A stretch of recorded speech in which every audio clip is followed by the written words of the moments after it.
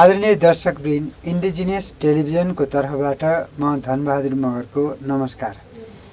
हाम्रो कृषि, हाम्रो संस्कृति, जलवायु अनुकूलनका लागि आदिवासी रैथाने खेतीपर प्रविधि कार्यक्रम अन्तर्गत आज हामीले हाम्रो स्टुडियोको, हाम्रो टेलिभिजनको तर्फबाट दुर्गा प्रसाद पण्डितज्यूलाई निम्त्याएका छौँ। उहाँ हुनुहुन्छ राष्ट्रिय किसान आयोगका सदस्य सचिव र कृषि विज्ञ, लामो समयदेखि नेपालको कृषि क्षेत्रमा योगदान दिँदै आउनुभएका दुर्गा प्रसाद पण्डितजी हुनुहुन्छ। हवस् त दुर्गा सर, नमस्कार। नमस्कार। हजुरलाई स्वागत छ हाम्रो टेलिभिजनमा। धन्यवाद सर। अलिकति हजुरको संक्षिप्तमा परिचय पाऊँ न। हजुर यो कृषि क्षेत्रमा लामो समयदेखि योगदान दिँदै आउनु भएको छ। कहाँ के गर्नुभयो, अलिकति चाहिँ बताइदिनुहोस् न हजुरले। हजुरले भनिहाल्नुभयो, धन्यवाद यहाँको प्रश्नको लागि। म दुर्गा प्रसाद पण्डित अहिले नेपाल सरकारमा कृषि सेवामा लागेको 25 वर्षभन्दा बढी भयो। सुरुमा मैले 2054 सालमा नेपाल सरकारको नियुक्ति लिएँ। बागवानी विकास अधिकृतको रूपमा नियुक्ति लिएर मैले तराई क्षेत्रमा सुरुवातीको चरणमा काम गर्दै थिएँ। त्यहाँबाट हुँदै गुल्मी जिल्लाको कफी विकास केन्द्रमा काम गरेँ। यस्तै गरी विभिन्न जिल्ला कृषि विकास कार्यालयहरूमा बागवानी विकास अधिकृतको काम गर्दै फार्म केन्द्रहरूमा केन्द्र प्रमुखको रूपमा पनि काम गरेँ। जुन दौरानमा तराईदेखि नेपालको उच्च पहाड डोल्पासम्मको विविध हावापानीको ठाउँमा विविध किसिमका बाली वस्तुहरूको तिनीहरूको प्राविधिक सेवा गर्ने अवसर मैले आफ्नो यस सेवाको दौरानमा, कृषि सेवाको दौरानमा मैले मौका पाएँ। यसै सन्दर्भमा अहिले हाल आएर राष्ट्रिय किसान आयोगमा सदस्य सचिवको रूपमा कार्यरत छु। हजुर, यहाँ यति धेरै लामो समय कृषि क्षेत्रमा काम गरिसक्नु भएको छ। अहिले राष्ट्रिय किसान आयोगको सदस्य सचिवमा हुनुहुन्छ। यहाँको कार्यकाल, यहाँको काम त्यही कार्यरत हुनुहुन्छ। अहिले अलिकति राष्ट्रिय किसान आयोग भनेपछि सबै किसानहरूको सरोकार राख्ने संस्था र अभिभावक संस्था मानिन्छ। हजुरहरूको जुन राष्ट्रिय किसान आयोगको जुन अलिकति केही संक्षिप्त उद्देश्यहरू बताइदिनुहोस् न। राष्ट्रिय किसान आयोगको सन्दर्भमा हामीले परिचय दिनुपर्दा, हजुर, राष्ट्रिय किसान आयोगको गठनको अवस्थादेखि नै जानकारी दिँदा राम्रो हुन्छ होला। हजुर, एकदम। यो संस्था चाहिँ नेपाल सरकारको कार्यकारी आदेश अनुसार जुन चाहिँ 2073 सालमा राष्ट्रिय किसान आयोग गठन कार्यकारी आदेश जारी भएको थियो, सोही अनुसार नै राष्ट्रिय किसान आयोग गठन भएको हो। सुरुवाती चरणदेखि अहिलेसम्म पनि राष्ट्रिय किसान आयोगले यसको मुख्य यो गठन गर्नुको उद्देश्य एवं स्थापना गर्नुको उद्देश्य के रहेको छ भन्दा, नेपालमा विभिन्न किसिमका नीतिहरू प्रतिपादन भइरहेका छन्। त्यही बमोजिम कृषि विकास रणनीति जुन चाहिँ 2015देखि 35सम्मको छ, त्यसले एउटा परिलक्षित गरेका जुन उद्देश्यहरू छन्, ती उद्देश्यहरू पुरा गर्ने मनसायले यो राष्ट्रिय किसान आयोग गठन भएको। यसको साथसाथै अरू वृहत अन्य उद्देश्यहरूमा राष्ट्रिय किसान आयोगले नेपाली किसानहरूको हक हितका कुराहरूलाई उठान गरिरहेको छ र विभिन्न किसिमका नीतिहरू निर्माणहरू भइरहेका छन्। ती भइरहेका नीतिहरूमा के कस्तो ग्याप छ, तिनीहरूमा के भिन्नता छ, किसानको भलाइको लागि, किसानको हक अधिकारको लागि के हामीले थप कुराहरू गर्नुपर्ने छ, ती कुराहरू बारेमा हामीले किसान र सरकारवाला निकायहरूसँग अन्तर्क्रिया छलफल गरेर नेपाल सरकारलाई सुझाव दिने गरेका छौँ र राष्ट्रिय किसान आयोगको काम कर्तव्य पनि यही नै रहिआएको छ। हजुर, यहाँलाई धेरै धन्यवाद। महत्त्वपूर्ण जानकारी दिनुभयो। राष्ट्रिय किसान आयोगको काम कर्तव्य र अधिकारको आफ्नो क्षेत्रमा गरेका कामहरूको विषयमा। अब राष्ट्रिय किसान आयोगले नेपालको किसानहरूसँग चाहिँ र सरकारको बिचमा गरेका केही काम कारबाहीहरूको विषयमा केही बताइदिनुहोस् न त्यस विषयमा। धन्यवाद। पक्कै पनि धेरै कामहरू गरिसक्नु भएको छ। के गर्नुभयो त्यहाँ, हाम्रै उपलब्धिहरू के भए र त्यो विषयमा चाहिँ थोरै बताइदिनुहोस्। हजुर धन्यवाद यस महत्त्वपूर्ण अवसरको लागि। नेपाल राष्ट्रिय किसान आयोगले स्थापना कालदेखि नै किसानको हक अधिकारको लागि विभिन्न कार्यहरू गरिरहेको भन्ने कुरा यसभन्दा अगाडि नै मैले भनिसकेँ र यसमा पनि यी पुरा गर्नलाई किसानका हक अधिकारहरू पुरा गर्नको लागि कृषक स्तरमा के कस्तो भइरहेको छ, उनीहरूको अवस्था के छ, तिनीहरूका समस्या समाधानार्थ के गर्नुपर्छ भनेर हामीले कृषक स्तरमै विभिन्न खाले कार्यक्रमहरू सञ्चालन गर्ने गर्दछौँ। उदाहरणको लागि हामीले समय समयमा किसान उत्पादक किसानहरू, उदाहरणको लागि स्याउ किसान पनि भन्न सकियो, सुपारीका किसानहरू, त्यस्तै व्यावसायिक किसानहरू, तरकारी उत्पादन गर्ने किसानहरू, विभिन्न बाली वस्तुहरूका व्यावसायिक रूपले उत्पादन गर्ने किसानहरू, अनि तिनीहरूका व्यावसायिक रूपले तिनीहरूलाई बिक्री वितरणको गर्ने व्यवसायीहरू र अन्य सरकारवाला निकायहरू जसले सेवा प्रदान गर्छन् कृषिको लागि, ती सबै निकायहरूलाई एउटै थलोमा राखेर हामीले विभिन्न क्षेत्रको स्थानीय स्तरमै गएर के समस्या छन् ती समस्या समाधान गर्नको लागि के कामहरू गर्नुपर्छ नेपाल सरकारले भनेर हामीले छलफल गरिकन ती सुझावहरू प्राप्त भएका सुझावहरूलाई कृषि तथा पशुपन्छी विकास मन्त्रालयमा सुझावको रूपमा हामीले दिने गर्दछौँ।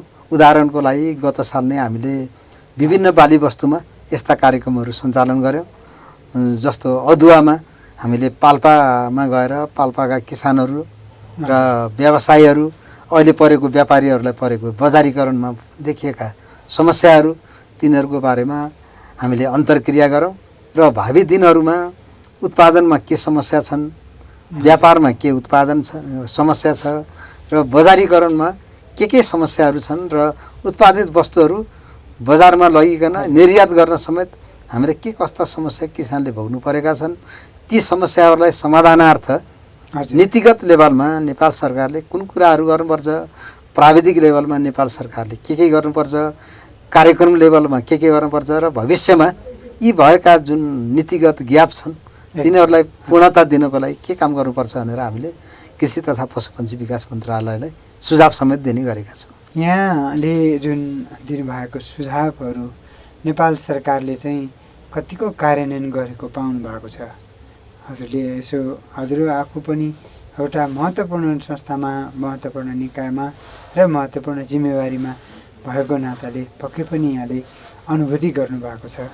जिम्मेवारी सरकारलाई जिम्मेवारी आफ्नो सुझावहरू चाहिँ यहाँको आयोग मार्फत दिइसकेपछि सरकारले चाहिँ कतिको उहाँलाई चाहिँ कार्यान्वयन गरेको छ पाउनु भएको छ हजुरले? जब किसान लेभलमा जान्छौँ त्यहाँबाट विभिन्न समस्याका पोकाहरू ल्याउँछौँ हामीले अफिसमा, ल्याइकन तिनीहरूलाई हामीले अध्ययन अनुसन्धान गर्छौँ। गरिसकेपछि तिनीहरूलाई सुझावको रूपमा नेपाल सरकारले दिने गरेका छौँ। अब प्रश्न रह्यो कति सुझावहरू कार्यान्वयन भए वा भएनन् भन्ने विषयमा गर्दा म 2-4वटा उदाहरणहरू यहाँलाई दिन चाहन्छु। उदाहरणको लागि हामी चितवनमा गएका थियौँ यो केरा व्यवसायीमा। त्यहाँ जाँदाखेरि बिमाको समस्या पर्यो भनेर उहाँले भन्नुभयो। बिमामा के भने केराले प्रतिबोट पाउनुपर्ने बिमा न्यून रह्यो भनेर आइसकेपछि हामीले नेपाल सरकारलाई त्यसलाई चाहिँ किसानबाट आएको कुराहरू जानकारी दियौँ र परिवर्तन समेत भएर त्यसलाई केही वृद्धि भयो। त्यस्तै गरी कतिपय किसानहरू, कुखुरा पालक कृषकहरू, माछा पालक कृषकहरूले समस्याहरू ल्याउनुहुन्छ पश्चिमतिरको, यो उदाहरण दिन चाहन्छु। बिमा प्राप्त भएन भनेर उहाँले भन्दाखेरि के समस्या पर्यो भन्दा कागजपत्र यो पुरा भएन उहाँले भन्नुहुन्छ। त्यो भनेपछि हामीले सहजीकरण गर्छौँ उहाँहरूलाई, तपाईँले यसरी यी कुराहरू पुरा गर्नुपर्छ, अनि भएन भने फेरि भन्नु होला भनेपछि त्यो प्रक्रिया पुरा गरेपछि सर हामीले चाहिँ यहाँबाट भनेअनुसार हामीले चाहिँ प्राप्त गऱ्यौँ भन्ने कुरो दोस्रो पायौँ।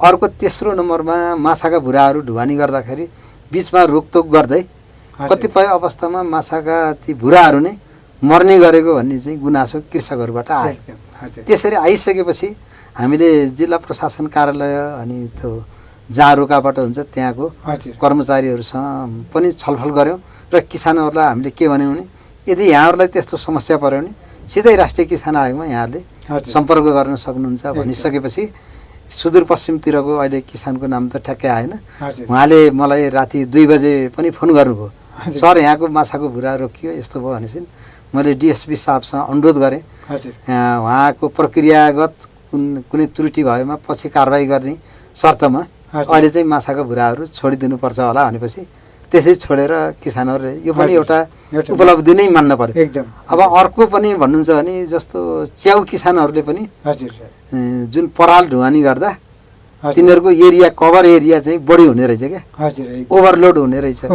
ओभरलोड त्यसलाई चाहिँ कभर लोड पनि भन्दा रहेछ। कभर ओभरलोड होइन कि कभर लोड, ए हजुर। त्यसले त्यो रोडको एरिया चाहिँ बढी कभर गरिदिने र एकदम। पछाडिको गाडी आएको नआएको नदेखिने। नदेखिने त्यो भएपछि धेरै मात्रामा यो च्याउ व्यवसायी सङ्घबाट 2-3 पटक हाम्रो राष्ट्रिय किसान आयोगमा निवेदन आयो, ज्ञापन पत्र समेत उहाँहरूले दिनुभयो। एकदम दिइसकेपछि हामीले गृह मन्त्रालयमा पत्राचार गऱ्यौँ। हजुर तत्कालीन अवस्थामा त हामीले त्यहाँ छुटाउने प्रयास गरौँ, हो। अहिले छोडिदिनुहोस्, पछि अरू कुराहरू गर्दै जाउँला भन्दा त छुट त भयो, तर दीर्घकालीन त भएन। भयो हामीले गृह मन्त्रालयमा पत्राचार गरेपछि नेपालभरिका सबै हजुर प्रहरी कार्यालयहरूमा हजुर। त्यसरी जहाँ रुकावट हुन्थ्यो त्यो पत्राचार भएको के भयो भने यसरी व्यवसायीले ढुवानी गर्नको लागि एकदम। ल्याएको सामग्रीहरू बिना रोकतोक चाहिँ छोडिदिनु भनेर सबैलाई पत्राचार भएको जानकारी हाम्रो राष्ट्रिय किसान आयोगलाई दियो। हजुर। यो दिएपछि हामी चाहिँ खुसी भयौँ, किन भन्दा बाहिरबाट हेर्दा राष्ट्रिय किसान आयोग बसेको छ एउटा जाहिर खाने स्थान हो, राजनीति नियुक्ति हो हजुर। भन्ने जुन भनाइ छ त्यो मात्र नभइकन गरेका कामहरू अन्य पनि थुप्रै छन्। एकदम हजुर। थुप्रै कामहरू पनि भएका छन् र तिनीहरू सुझावहरू लागू पनि भएका छन्। हजुर सर उदाहरणको लागि अब चाहिँ अन्य कुराहरूमा नि हामीले चितवनका तरकारी व्यवसायीहरूले गोलभेडाहरू चाहिँ हजुर चितवनको चाहिँ पुलचोकमा फ्याँक्नुभयो। एकदम त्यो फ्याँकिसकेपछि हामीले तुरुन्तै त्यहाँ गयौँ, के रहेछ त त्यो हरेक तरकारीको लागत मूल्य निकाल्नुपर्ने, तिनीहरूको व्यवसायीहरूले कहाँबाट कहाँ बिक्री वितरण हजुर। गर्ने हो त्यसको निर्खेल गर्नुपर्ने र यो बिजनेस प्लान भन्छ व्यावसायिक योजना हजुर। त्यो समेत गरेर किसानले अगाडि बढ्नुपर्ने, कुन सिजनमा यो बढी उत्पादन हुन्छ हजुर होइन, कुन बेला कम उत्पादन हुन्छ, त्यसलाई मध्यनजर गरेर मिलाएर उत्पादन गर्नुपर्छ भनेर हामीले सुझाव पनि दियौँ हजुर। र नेपाल सरकारलाई समेत दियौँ र नेपाल सरकार व्यावसायिक किसानहरू सँगै बसेर ती विषयहरू चाहिँ समाधानको लागि गऱ्यौँ। र अर्को यसै प्रसङ्गमा हामीले गरिराखेकै कुरामा हजुर हामीले अलिकति थप सहयोग गरेको कुरो के छ भने धानको समर्थन मूल्य नेपाल सरकारबाट तोकिने गर्छ। एकदम सर हो सर एकदम। नेपाल सरकारले जब चाहिँ धानको समर्थन मूल्य तोकिन्छ, तोकिसकेपछि खाद्य तथा व्यापार कम्पनी लिमिटेडले त्यो हजुर। खरिद गर्ने भन्ने नेपाल सरकारको नीति छ। एकदम हजुर त्यो गरिसकेपछि समस्या कहाँ रहेछ भने धेरै वर्ष पहिलादेखि नै हजुर। खाद्य व्यापार तथा कम्पनी लिमिटेडले यसरी धान खरिद गर्ने र जुन न्यूनतम समर्थन मूल्य र किसानले पाउनुपर्ने मूल्यको बिचको ग्याप हो त्यो चाहिँ जति रकम हो एकदम करोडौँ रुपियाँ चाहिँ उसलाई तिर्न नेपाल सरकारबाट बाँकी रहेको, अब त्यसकारण हामी खरिद गर्न सक्दैनौँ भन्ने खालको कुराहरू के रहेछ त यसको समस्या हजुर भनेर त्यो चाहिँ हामीले कृषि तथा पशुपन्छी विकास मन्त्रालय अनि त्यसपछि गृह मन्त्रालय अनि यस सरकार राख्ने अन्य निकायहरू समेत सँगै एउटै थलोमा राखेर हजुर। हामी कसरी अगाडि बढ्न सकिन्छ र कार्यान्वयन थलोमै यसको गतिविधि कसरी सञ्चालन गर्न सकिन्छ भनेर हामीले फिल्ड अनुगमन समेत एकदम। तात्कालीन अवस्थामा गऱ्यौँ। गर्दा हामीले के देख्यौँ त भन्दा कतिपय भौतिक संरचना कृषि यसको खाद्य व्यापार तथा कम्पनी लिमिटेडको हजुर पहिला चाहिँ कृषि सामग्री कम्पनी लिमिटेडको नाममा एकदम, त्यो हजुर। खरिद गर्ने गरेको थियो।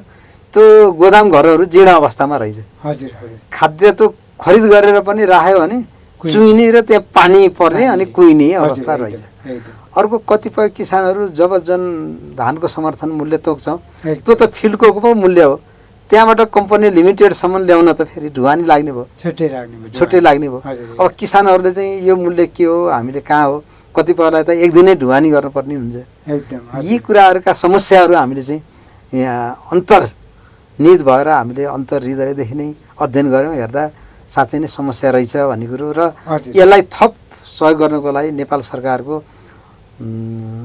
प्रधानमन्त्री कृषि आधुनिकीकरण परियोजना हजुर सर अन्तर्गतको कृषि सहकारीहरू गठन भएको थियो। हजुर तिनीहरूले चाहिँ खरिद गर्ने भनेर 2 थरीले गरेर अहिले चाहिँ 32,000 मेट्रिक टन चाहिँ गत साल हजुर केही न केही अब राष्ट्रिय किसान आयोग र यससँग सरकार राख्ने अन्य निकायहरूसँग छलफलबाट केही न केही अब अगाडि बढ्दै चाहिँ छ। यो भनेको सकारात्मक पक्ष हामीले चाहिँ हुँदै भएन भन्दा पनि सुझावहरू चाहिँ बिस्तारै कार्यान्वयन हुँदै अब चाहिँ केही समय लाग्छ। हाम्रा भौतिक पूर्वाधार हुनु पर्यो, किसानहरू सचेत हुनु पर्यो, हाम्रा संरचनागत निकायहरू तिनीहरू चाहिँ सक्षम हुनु पर्यो। यी सबै कुरो मिलेमा राष्ट्रिय किसान आयोगले दिएका सुझावहरू कार्यान्वयन भएकै हामीले पाइएको छ। त्यसमा अर्को अझ मैले के थपेँ भने जब बाढी पीडित सुक्खा हुन्छ के हुन्छ त्यस्तो समयमा समेत राष्ट्रिय किसान आयोगले प्रेस विज्ञप्ति जारी गर्नुको साथै सरकारवाला निकायलाई राष्ट्रिय किसान आयोगमै त्यही बैठक राखेर के गर्ने भन्दाखेरि यी कुराहरू गर्ने भनेर गृह मन्त्रालय समेतको रोहरमा हामी चाहिँ सुझावहरू चाहिँ दिने गरेका छौँ र केही सुझावहरू लागू पनि भइरहेको पाइएको छ अहिलेसम्म। हजुर, यहाँ त यो त महत्त्वपूर्ण विषय हो। अब यहाँले नै भनिसक्नु भएको छ राष्ट्रिय किसान आयोगले चाहिँ भनौँ न सुझाव दिएका कुराहरूलाई धेरै विषयहरूमा लागू भएको छ भन्ने यहाँको आफ्नै मुखबाट जानकारी प्राप्त भयौँ। आदरणीय दर्शकवृन्द, आज हाम्रो राष्ट्रिय किसान आयोगका सदस्य सचिव दुर्गा प्रसाद पण्डितज्यूले राष्ट्रिय किसान आयोगले के गरिरहेका छन्, काम के गर्दाखेरि के समस्या समाधान भयो भन्ने विषयहरूमा उहाँकै मुखबाट हामीले उहाँकै उसमा बोलीबाट हामीले प्राप्त भयौँ। र अब दुर्गा सर, यो छ नि अब नेपालको किसानहरू यहाँसँग सिधै गएर यहाँकै किसान आयोगमा गएर ठोकिन्छ, जे कुरा राख्दा पनि त्यहीँ जान्छन्। पहिलो कुरा त ल हाम्रो कुरा चाहिँ किसान आयोगले सुनाइदिनु पर्यो, सरकारसँग पुर्याइदिनु पर्यो भनेर हार गुहार गरेको र आग्रह गरेको धेरै पाइन्छ। यो क्रममा हजुरले नेपालको कृषि क्षेत्रमा काम गर्ने किसानहरूको समस्या चाहिँ कस्तो पाउनु भएको छ? उहाँहरूले राखेको समस्याहरू र भनौँ न यहाँहरूको जुन कार्यालयसम्म आइपुग्दाखेरि बढी मात्रामा कस्तो प्रकारको चाहिँ समस्याहरू दर्शाउने गर्नुहुन्छ उहाँहरूले, किसानहरूले? नेपालको कृषि क्षेत्र भनेको एउटा बहुआयामिक क्षेत्र हो। एकदम, हजुर सर। एउटा मात्रै क्षेत्रले, किसानले मात्रै, कृषि प्राविधिकले मात्रै, कुनै एउटा अर्गनाइजेसनले मात्रै त्यसको पुरै भारी बोकेर अगाडि हिँड्यो भने त्यो भारी चाहिँ पल्टन्छ, त्यसले पुरा गर्न सक्दैन जस्तो लाग्छ। त्यसकारण किसानहरूले के गर्नुहुन्छ, उहाँहरू एकदम इमान्दारिताका साथ नेपालको कृषकहरू खेतमा काम गर्नुहुन्छ। काम गर्दा गर्दै देखेका समस्याहरू एक त कार्यालयमा आउनै उहाँहरूलाई फुर्सद हुँदैन, आइहाल्नुभयो भने पनि उहाँहरूलाई ती समस्याहरू राख्नलाई दकस पनि हुन्छ। एकदम। त्यही पनि हामीले के गरेका छौँ भने त विभिन्न नेपालमा रहेका विभिन्न पार्टीसँग आबद्ध रहेका किसान सङ्घ सङ्गठनहरूसँग आबद्ध भएका किसानहरूलाई हामी प्रशिक्षित दिन्छौँ। के दिन्छौँ भन्दा राष्ट्रिय किसान आयोग छ, यो आयोगले यी कामहरू गर्छ। नेपालमा चाहिँ सेवा प्रदान गर्ने कार्यालयहरू यिनीहरू छन्, यिनीहरूको सेवा लिनको लागि हामीले यी प्रक्रिया पुरा गर्नुपर्छ भनेर हामीले किसान सङ्घ सङ्गठनका जानकारी दिन्छौँ। यसको मकसद के हो त भन्दा हामीले मुख्य पार्टीका भनेपछि नेपालका राजनीतिक दलका भातृ सङ्गठनको रूपमा रहेका किसान सङ्घ सङ्गठनलाई त्यो जानकारी गराउँछौँ। उहाँहरूको कर्तव्य चाहिँ आफ्नो सङ्गठनमा गएर हामी त केन्द्रीय लेभलको दिन्छौँ, उहाँहरूले आफ्नो क्षेत्रीय लेभलमा, जिल्ला लेभलमा जानकारी दिनु भयो भने अझ यो चाहिँ सुनमा सुगन्ध भइकन अझ गर्छ। अब रह्यो कुरा किसानका कस्ता समस्या आउँछन् भन्दाखेरि यी कुराहरूमा अझै पनि ग्याप रहेको हामीले चाहिँ महसुस गरिरहेका छौँ। एकदम, हजुर। त्यही ग्याप भएकै कारणले किसानहरूले के भन्नुहुन्छ नि, हामीले अनुदान पाइएन, सही किसानले अनुदान पाएन, राज्यले दिनुपर्ने सेवा सुविधा दिएन, बिमा उपलब्ध भएन, सहुलियत दरको कृषि ऋण पाइएन भने किसानहरूको चाहिँ समस्या जिउका त्यहीँ रहेको कुरा उहाँहरूबाट किसान आयोगमा आएर दिएको पाइन्छ। अब यसको समाधानार्थ हामीले अब किसानलाई मात्रै दोष दिने, सेवा प्रदायक संस्था, अब ब्याङ्कले लोन दिएन भने ब्याङ्कले मात्रै गल्ती हो कि, किसानको मात्रै गल्ती हो कि, प्राविधिक सेवा प्रदान गर्ने हो कि भनेर हामीले सबै सङ्घ सङ्गठनहरू लगायत सरकारवाला निकायहरूलाई एउटै थलोमा पनि कहिलेकाहीँ राख्ने गर्छौँ। एकदम, हजुर। प्रदान गर्ने जुन कृषि सेवा प्रदान गर्ने संस्था हुन्, सङ्घीय स्तरका छन्, प्रादेशिक स्तरका छन्, स्थानीय तहका छन्, तिनीहरूलाई पनि एकै थलोमा ल्याएर हजुर कार्यक्रमहरू के हुन्छन्, अनुदानको प्रकृति के छ, अनुदान कसरी प्रवाह गरिन्छ, त्यसको मोडालिटीको बारेमा हामीले चाहिँ किसान सङ्घ सङ्गठनका प्रतिनिधिहरूलाई हजुर। प्रशिक्षित गर्ने चाहिँ हामीले चाहिँ जमर्को गरेका छौँ भन्नु पर्यो। गरिसकेका छौँ भन्दा त कार्यान्वयन अहिलेसम्म कार्यान्वयन लेभलमा त्यति राम्रो भएको पाइया छैन। हजुर सर। अब त्यसमा कसको कमी छ यो चाहिँ अध्ययनकै विषय छ। किन भन्दा अहिले यही एउटा पक्षको मात्रै कमजोरी भन्नुपर्ने अवस्था चाहिँ छैन। किन भन्दा सबैकोले त्यसको चाहिँ दायित्व निर्वाह चाहिँ गर्नुपर्छ। अन्तिममा पुग्ने भनेको त किसानमै हो। सङ्घ भन्यो नि त्यही स्थानीय तहको किसान हो, प्रदेशबाट प्रदान गर्ने भने नि किसानै हो, स्थानीय तहको स्थानीय तहको पनि किसानै हो। हाम्रो बुझाइमा के छ भने स्थानीय तहको किसानले प्राप्त गरेन, हामीले पाएनौँ भन्ने उहाँहरूको गुनासो, रियल किसानले पाएन भन्नुभएको छ। यसको समाधानार्थ तिनै तहका सरकार, नेपाल सरकारका जुन राज्यका संरचनाहरू छन् कृषिका, तिनीहरूले सेवा प्रदायको भूमिका चाहिँ महत्त्वपूर्ण खेलेर उहाँहरूलाई सेवा प्रदान गर्नुपर्छ। उद्योगी व्यवसायीले पनि तिनीहरूलाई माथि उठाउनको लागि, लगानी गर्नको लागि सहयोग गर्नुपर्छ। ब्याङ्कहरूले लगानी गर्नु पर्यो। सहुलियत दरको कृषि कर्जा जुन राज्यको नीति छ, यति प्रतिशतसम्म ब्याङ्कले लगानी गर्नुपर्ने सुनिन्छ। हामीले 10% चाहिँ सहुलियत दर ऋण चाहिँ यो कृषि क्षेत्रमा लगानी गर्नुपर्छ भन्ने सुनिन्छ। क्रियान्वयन पक्षमा चाहिँ हामीले पाइएन भने उहाँहरूको अहिलेसम्म छ। अब यसलाई अझै पनि हामीले चाहिँ मसिनोसँग गरेर सायद किसानहरू आफैले पनि त्यो लिनको लागि गर्नुपर्ने कागजपत्र तयार गर्नुपर्ने कुराहरूदेखि र सूचना प्राप्त गर्ने कुराहरू पनि नभएको हो कि त्यो गर्नलाई हामीले सहयोग गऱ्यौँ भने यी कामहरूमा चाहिँ राष्ट्रिय किसान आयोगको अझ थप भूमिका हुन्छ। र अझ महत्त्वपूर्ण कुरा यसै प्रसङ्गमा यहाँले सोधिहाल्नुभयो, सबै किसानका किसानहरूलाई एउटै तहमा हामीले राख्ने गर्छौँ। करोड लगानी गर्ने किसान पनि किसान, भूमिहीन किसान पनि किसान, होइन लगानी गर्नै नसक्ने पनि किसान। जो किसान भन्छौँ हामीले अब हजारौँ बिघा भएको किसान जसले खेती नै गर्दैन, उसँग हजारौँ बिघा छ। जसले खेती किसान सधैँ गर्छ उसँग जमिनै छैन। कसैले खेती गर्छु भन्छ, करारमा खेती गर्न पाउँदैन। यो अब कहाँबाट यो छ, यसलाई चाहिँ हामीले अझै अध्ययनकै विषय भन्नुपर्ने हुन्छ। र यो समाधानार्थ अब यसको चाहिँ जिम्मा लिएको अब चाहिँ जुन बेलामा भए पनि नेपाल सरकारसँग नै अन्तिममा गएर ठोकिन्छ होला। नेपाल सरकारका राज्यका निकायहरूले यी विषयहरूमा ध्यान दिएर तिनै तहको सरकारका जुन संरचनाहरू छन् कृषि सेवा प्रदान गर्ने, तिनीहरूले चनाखो भएर किसानकै खेतबारीमै गएपछि बल्ल किसानका समस्याहरू जानकारी हुन्छ। यो अफिसमा मात्रै बसेर केन्द्रीकरण चाहिँ हुने जुन परिपाटी छ त्यसबाट हुँदैन। किसानका समस्याहरू समाधानार्थ किसानकै खेतबारीमा उहाँहरूका समस्या बुझेर हामीले समाधानार्थको उपाय गर्नुपर्छ। उहाँहरूको चाहिँ जिज्ञासाहरू चाहिँ यस्ता यस्ता खालका रहिआएका छन्। हजुर, यहाँले असाध्यै गहिरो, असाध्यै महत्त्वपूर्ण र असाध्यै यसलाई चाहिँ विश्लेषणात्मक रूपमा यहाँले प्रश्नाइदिनु भयो। यहाँलाई धेरै धेरै धन्यवाद छ। अब हामी कार्यक्रमको अन्तमा आएका छौँ र अब यहाँ कृषि विज्ञ हुनुहुन्छ, यो क्षेत्रमा 25औँ वर्ष एउटै क्षेत्रमा काम गरेर हेर्नु सरकारको जागिर खाएर चाहिँ एउटा सानो लेभलबाट यति ठुलो लेभलमा आइसकेर पनि आउनुभयो, यति ठुलो महत्त्वपूर्ण पदमा आएर जिम्मेवारी निभाउनु भयो। अब यही क्रममा यहाँ अन्तिममा आएर चाहिँ 25औँ वर्षको अन्त्यतिर आएर पनि यहाँले राष्ट्रिय किसान आयोग जस्तो संस्थामा आइसक्नु भएपछि अब यो एउटा महत्त्वपूर्ण संस्था मानिन्छ नेपालको किसानको लागि, सबैलाई थाहा छ। र नेपालको किसानहरूको समस्या चाहिँ अहिले पनि समाधान भएको अवस्था छैन।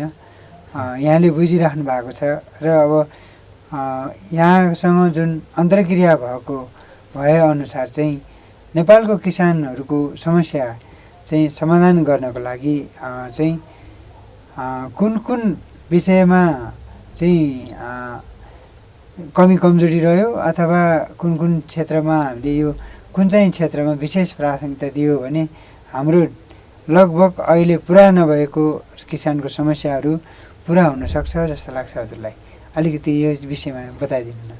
अब सबभन्दा समाधानका कुराहरू भन्नुभन्दा पहिला समस्याको जड के हो त्यो पत्ता लगाउने समाधान त्यहीँबाट आउँछ होला जस्तो लाग्छ। हजुर एकदम हजुर। अब नेपालमा हाम्रो यो यति समयको यो सेवा अवधिमा हजुर सर हजुर। सर्वप्रथम त एउटा व्यावसायिकतिर उन्मुख हुने किसानहरूकै अभाव छ एकदम।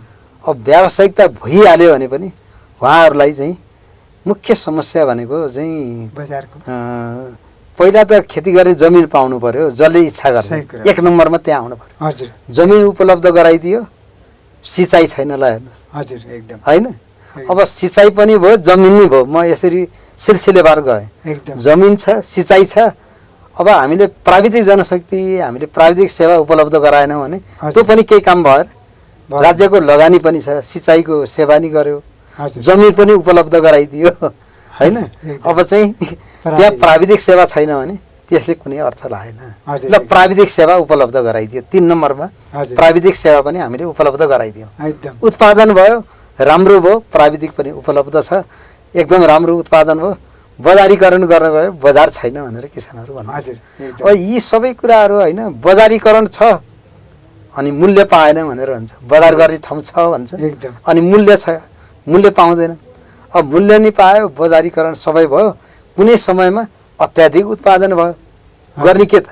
उदाहरणको लागि अब उदाहरणकै लागि मेरै कार्यकालमा भएको चितवनको घटनालाई लिन सक्छु। अब टमाटर त्यसरी रोडमा फ्याँक्ने भने त अचम्मको कुरा हो नि होइन। किनभने जब बढी उत्पादन भएर नि त त्यो फाँडिएको होला, फ्याँकिएको होला।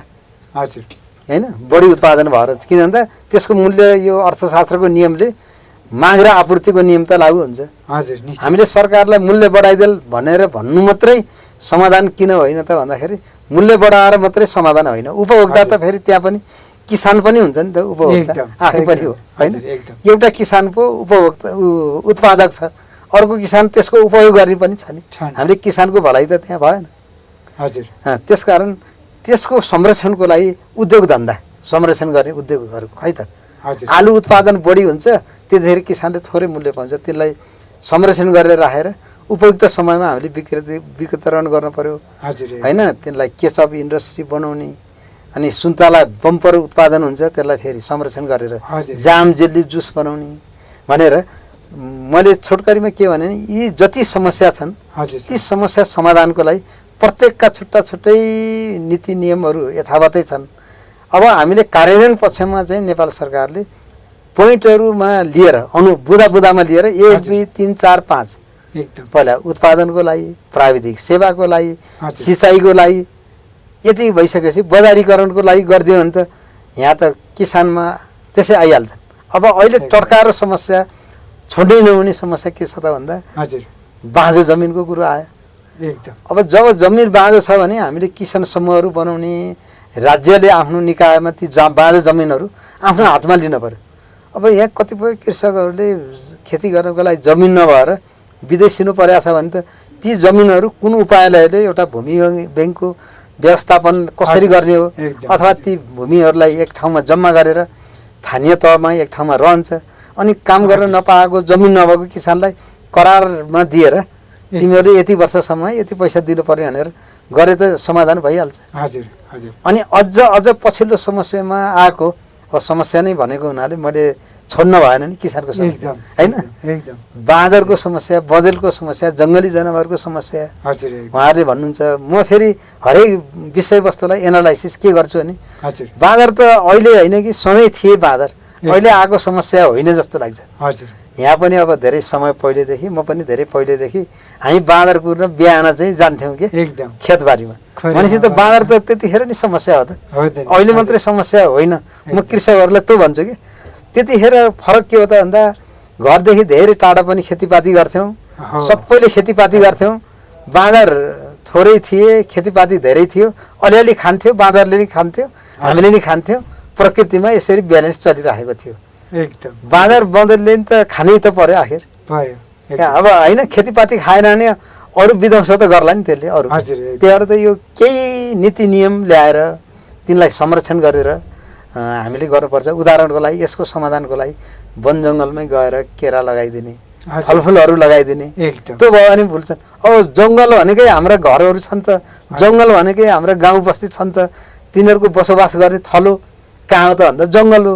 हजुर यसको अर्थ के बुझ्नु पर्यो भने हामीले जङ्गली जनावरले नोक्सान गर्यो भने नभए हामीले कस्तो किसिमको वातावरण सिर्जना गरिराखेका छन् गाउँघरमा, हजुर यसलाई परिवर्तन गर्न सक्नु पर्यो। गाउँघरमा गएर खेती प्रणालीको विकास, जो मान्छे गाउँमा गएर बाँझो जमिनमा काम गर्छ त्यसलाई उत्पादन पश्चात मात्र अनुदान दिने व्यवस्था गऱ्यौँ भने गाउँका युवाले गाउँमा गएर हरेक खेतीबालीमा हजुर। यति उत्पादन गरे बापत ल थप सहुलियत तपाईँहरूलाई यति हुन्छ हजुर। भन्यो भने त भोलि त गरिहाल्नुहुन्छ नि। एकदम हजुर मलाई त्यस्तो लाग्छ यी कुराहरूमा।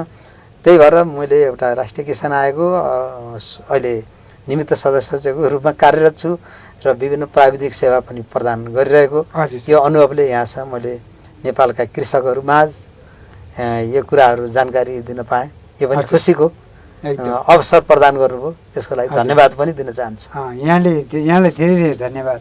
यहाँले आफ्नो समस्या, किसानको समस्या मात्रै होइन समाधान पनि पस्किदिएर समग्र दर्शकवृन्दलाई पनि र किसान दाजुभाइहरूले पनि यो सन्देश दिनुभएको छ। र हाम्रो इन्डिजिनियस टेलिभिजनको यो स्टुडियोमा आएर आफ्नो अमूल्य समय दिनुभयो र आफ्नो ज्ञान गुणका कुराहरू पनि बताइदिनु भयो। यहाँलाई धेरै धेरै धन्यवाद आइदिनु भएकोमा। धन्यवाद मेरो तर्फबाट नि। हजुर हस्, हस्, धन्यवाद। धन्यवाद।